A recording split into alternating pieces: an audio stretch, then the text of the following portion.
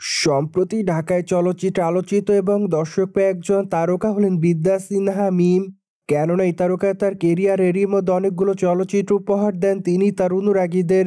সেখানে অবশ্য তার অভিনয় তার অনুরাগীদের কাছে বরংবার নজর কাড়ে। তাই তো অবশ্য অতি অল্প সময়ে অনুরাগীদের মধ্যে আলোচনা এই তারকা। মোরওভার এই তারকাকে সর্বদাই সামাজিক যোগাযোগ মাধ্যমে অ্যাক্টিভ দেখা যায়। সেখানে এই তারকা তার এভরিডের আপডেট তার অনুরাগীদের মধ্যে শেয়ার করেন।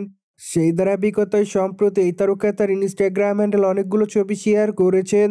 যদিও তার প্রকাশ করা ছবিতে দেখা যায় যে এই তারকা শর্ট প্যান্ট পরে ক্যামেরার সামনে লাস্যময়ী অবতারে ধরা দেন। তাই তো অবশ্য সম্প্রতি তার রূপের প্রতি ঘায়েল হয় তার অনুরাগীরা, যার জন্য অবশ্য তার প্রকাশ করা ছবির কমেন্ট বক্সে অনেকে তাকে মাই লাভ বলে দাবি করেন। সেই সাথে অনেকে আবার তাকে হট বোম বলে উল্লেখ করেন। মোরওভার অনেকে আবার তাকে প্রিটি গার্ল লিখেছে, কিন্তু আবার অনেকে অ্যামেজিং লিখেছে। সেই সাথে অনেকে আবার তাকে গ্ল্যামার কুইন বলে দাবি করেন।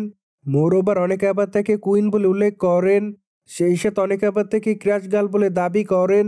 ওভারঅল সবকিছু মিলে আপাতত বিদ্যা সিনহা মিম অনুরাগীদের মধ্যে এভাবে আলোচনায়। বাই দ্য ওয়ে, বর্তমানে মিমের হাতে অনেকগুলো প্রজেক্টের কাজ আছে। তাই তো অবশ্য খুবই তাড়াতাড়ি তিনি তার নতুন প্রজেক্টের শুটিং এর কাজ শুরু করবেন। কিন্তু ভালো গল্প পেলে অবশ্য সে সকল গল্পে অভিনয় করেন এই তারকা। সেই ধারাবাহিকতায় সর্বশেষ মানুষ চলচ্চিত্রে অভিনয় করেন এই নায়িকা।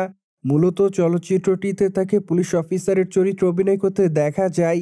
সেই সাথে অবশ্য চলচ্চিত্রটিতে টলিগঞ্জের তারকা জিতকে অভিনয় করতে দেখা যায়। যদিও প্রায় অনেকদিন পর তাদের দুজনকে একসঙ্গে দেখে চলচ্চিত্রের পর্দায় তাদের অনুরাগীরা। তাই তো অবশ্য তাদের এই চলচ্চিত্রটি অনুরাগীদের কাছে রীতিমতো নজর কেড়েছিল।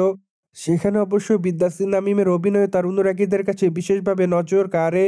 কেননা দীর্ঘদিন সময় পর টলিগঞ্জে ব্যাক করেন এই সুন্দরী, তাও আবার জিতের বিপরীতে। তাই তো অবশ্য চলচ্চিত্রটিতে বিশেষভাবে নজর এসেছিলেন এই সুন্দরী।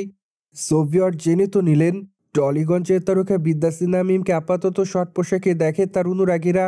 মোরওভার এই বিষয়টি নিয়ে কোনো মতামত থাকলে অবশ্যই কমেন্ট বক্সে জানাতে ভুলবেন না। সেই সাথে আমাদের চ্যানেলটিকে সাবস্ক্রাইব করে আমাদের সাথেই থাকুন আপকামিং আপডেট জানার জন্য।